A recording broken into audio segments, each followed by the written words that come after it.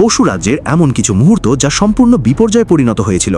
6 নম্বর, এই স্কুবা ডাইভাররা শান্তভাবে সমুদ্র অন্বেষণ করছিল যখন হঠাৎ কোথা থেকে যেন মুখ হা করে একটা বিশাল তিমি তাদের সামনে চলে এলো।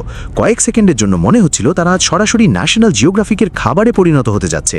ভাগ্য ভালো, তিমিটা শেষ মুহূর্তে দিক বদলে ভেসে চলে গেল। 5 নম্বর, একজন লোক তার বিড়াল আর পোষা গাংচিলের জন্য তাজা মাছ সাজিয়ে রেখেছিল।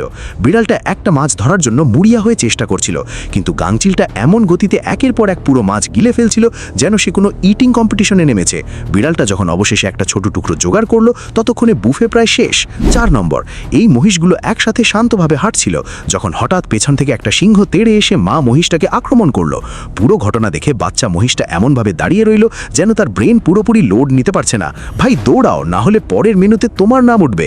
3 নম্বর, এই বানরটা একটা চলন্ত ট্রাকের পাশে ঝুলে পড়েছিল, সম্ভবত তরমুজ চুরি করার প্ল্যান নিয়ে, কিন্তু ট্রাকটা গতি বাড়াতেই সে বুঝলো এখন নামার কোনো অপশন নেই।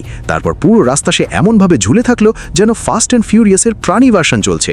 2 নম্বর, একটা সিংহ ঘুম থেকে উঠে দেখে চারপাশে একদল খেপে যাওয়া মহিষ দৌড়াদৌড়ি করছে।